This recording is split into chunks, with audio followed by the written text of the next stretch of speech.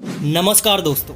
मरने के बाद क्या होता है? क्या हमारा वजूद खत्म हो जाता है या फिर हम किसी रूप में जिंदा रहते हैं? क्या मरने के बाद हो जाएगा सिर्फ बेजान अंधेरा या सन्नाटा, या फिर क्या हमारे अंदर कोई ऐसी दिव्य शक्ति है जो मरने के बाद हमारे शरीर को छोड़कर ही सही लेकिन जिंदा रहती है? और सबसे बड़ा सवाल कि आखिर इस शरीर में जिसे आप मैं कहते हो, मैं यानी हमारी आत्मा, चेतना या कॉन्शियसनेस, ये आखिर कहाँ चली जाती है? और ये बात दिमाग से निकाल दो कि आपका शरीर ही आप हो। अभी आप जिंदा हो, मतलब आप फील कर पा रहे हो कि आप हो, इसे ही कॉन्शियसनेस कहते हैं।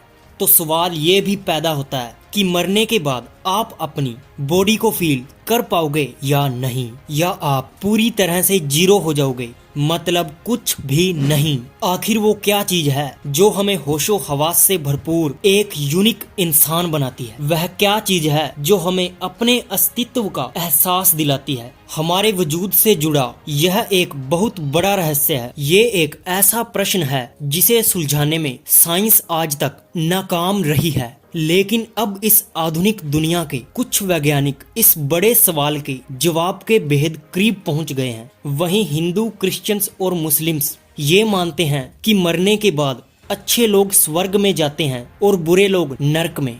कुछ धर्मों के मुताबिक इंसान मरने के बाद कोई और ही दुनिया में प्रवेश कर जाता है। इन सभी धर्मों में एक बात कॉमन है कि हमारा शरीर हमारी आत्मा का पहनावा है और आत्मा अमर है। अगर ऐसा है तो क्या इस बात को साइंटिफिकली प्रूव या खारिज किया जा सकता है? चलिए इस पर हुई रिसर्च से इसे समझने की कोशिश करते हैं। इनसे मिलिए, ये हैं एबन अलेक्जेंडर। ये पिछले 15 साल से हार्वर्ड मेडिकल स्कूल में न्यूरो सर्जरी करते और पढ़ाते आए हैं, लेकिन सन 2008 में उनके करियर में एक बेहद ही अजीब मोड़ आया, जिससे मौत के बाद के जीवन का उन्हें गहराई से एहसास हुआ। ये उस समय की बेहद ही रेयर बीमारी बैक्टीरियल एंजाइटिस के शिकार थे और बेहद गहरे कोमा में चले गए। अलेक्जेंडर के इस बीमारी से बाहर आने के चांसेस बहुत कम थे, क्योंकि उनका न्यूरोकोर्टेक्स यानी दिमाग का वो हिस्सा जो हमें इंसान बनाता है, वो पूरी तरह से बंद हो चुका था। 7 दिन बाद अलेक्जेंडर दिमागी मौत से बाहर आए।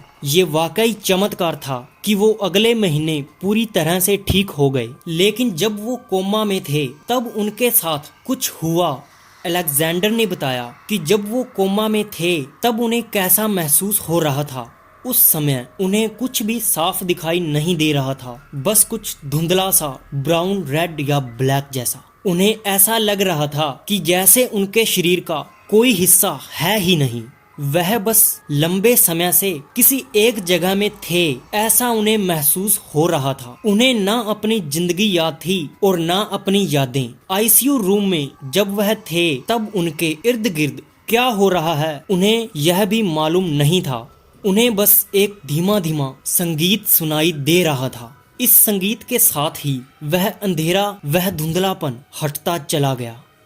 उन्हें लग रहा था कि यह संगीत मुझे कहीं ले जा रहा है, और अचानक ही उन्होंने अपने आप को एक बेहद ही खूबसूरत वादियों में पाया। उन्हें लग रहा था कि मैं बस उड़ रहा हूँ। उन्हें अपने शरीर या हाथ पांव का अनुभव नहीं हो रहा था, किसी भी पेन के बिना, किसी भी मांस के बिना, बस वह कहीं उड़ रहे हों, ऐसा उन्हें लगने लगा। हाँ, उन्हें ऐसा जरूर लग रहा था कि वह बस एक छोटा सा कण है और वो कण वह खुद है।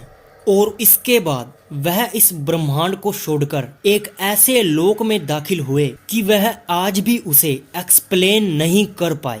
लेकिन आज इन्होंने उस लोक को एक नाम दिया है, जिन्हें वो कोर कहते हैं। ये जगह बहुत ही बड़ी थी और इसका कोई भी छोर नहीं था। हालांकि वहां अंधेरा था, लेकिन अलेक्जेंडर ने पाया कि वो इस ब्रह्मांड से बाहर किसी और दुनिया में किसी सुखद शक्ति का अनुभव कर रहे हैं। दोस्तों, अलेक्जेंडर को जो अनुभव हुआ, बिल्कुल ऐसा ही अनुभव पहले भी कई लाखों और करोड़ों लोगों को हो चुका है। जो लोग मौत के मुंह से बाहर निकल आए, लगभग यह सभी लोग इन्हीं सब बातों का दावा करते हैं। मरने के बाद आप सब कुछ भूल जाओगे, बस होगी तो आपके पास मैं वाली फीलिंग, मतलब आप खुद को महसूस कर पाओगे, लेकिन आपको ये नहीं पता होगा कि मैं पहले क्या था। जैसे कि जब आप इंसानी जीवन में पैदा हुए तब भी आप नहीं जानते थे कि मैं पहले इतने अरबों वर्षों तक कहाँ था, और अब आपको ये भी नहीं पता होगा कि ये मानव, ये जानवर क्या हैं और ये कैसे सोचते हैं।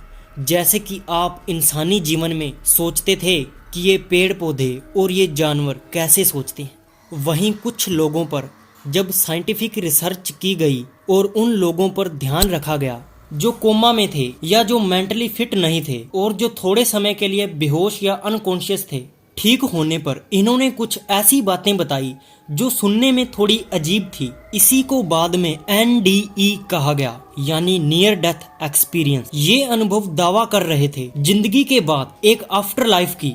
स्टडी के हिसाब से लोगों ने अपने नियर डेथ एक्सपीरियंस में बताया कि उन्हें पहले से ही पता चल गया था कि वो मर चुके हैं। वहीं कुछ लोगों के लिए ये खुशी से भरा अनुभव था और कुछ लोगों ने आउट ऑफ बॉडी एक्सपीरियंस किया, यानी कि वो अपने शरीर से बाहर आके ऊपर से अपने आप को देख पा रहे थे। तो कुछ लोगों ने किसी मरे हुए इंसान से बात की। इसके अलावा कई मरीजों को कहीं दूर से आती हुई रोशनी दिखी। लेकिन आपको तो पता ही होगा कि किसी भी चीज को साबित करने के लिए विज्ञान उसके बार बार एक्सपेरिमेंट्स करता है, और जब इसी स्टडी को दोबारा किया गया तो कुछ यह पता चला, मौत कोई घटना नहीं है बल्कि एक प्रक्रिया है। प्रक्रिया जो शरीर की कोशिकाओं के मरने से होती है, पर इस प्रक्रिया को सही ट्रीटमेंट की वजह से सही भी किया जा सकता है, जो कि डॉक्टर्स करते भी हैं। इस एक्सपेरिमेंट में बहुत कम लोगों ने नियर डेथ एक्सपीरियंस किया। वैज्ञानिकों ने यह बताया कि मौत के करीब हमारे दिमाग में ऑक्सीजन की कमी की वजह से दिमाग की क्रियाएं तेज हो जाती हैं, और इस वजह से हम बहुत ही अजीब चीजों को अनुभव करते हैं। मरते वक्त ये पाया गया कि हमारा दिमाग रैम इंक्लूजन स्टेज में चला जाता है, जहां हमारी पांचों इंद्रियां से आती हुई जानकारी मिक्सड अप हो जाती है और हम इस तरह से अजीब सोचने, समझने व देखने लग जाते हैं। और इसके अलावा लोगों द्वारा देखी गई तेज रोशनी का कारण ऑपरेशन टेबल की चमकीली लाइट्स पाई गई, और शरीर से बाहर आने वाला अनुभव को टेस्ट करने के लिए ऑपरेशन टेबल से थोड़ा ऊपर चिट्ठी रखी गई थी जिसमें कुछ लिखा था, ताकि जब कोई मरीज शरीर से बाहर निकलने का अनुभव करे तो वो चिट्ठी के ऊपर लिखा हुआ देख सके और हमें बता सके। पर ऐसा कभी नहीं हुआ। ये तो सिर्फ एक इल्यूजन है। आपके साथ वैसा ही होगा जैसे आप अपनी जिंदगी में सोचते, समझते और देखते थे। वैसे मैं आपसे भी पूछना चाहूंगा कि आपकी क्या राय है इस पर। कमेंट बॉक्स खुला है, जाकर अपने विचार जरूर शेयर करें, और सबसे इम्पोर्टेंट लाइक सब्सक्राइब किए बिना मत जाना। मिलते हैं नेक्स्ट वीडियो में, तब तक के लिए गुड बाय।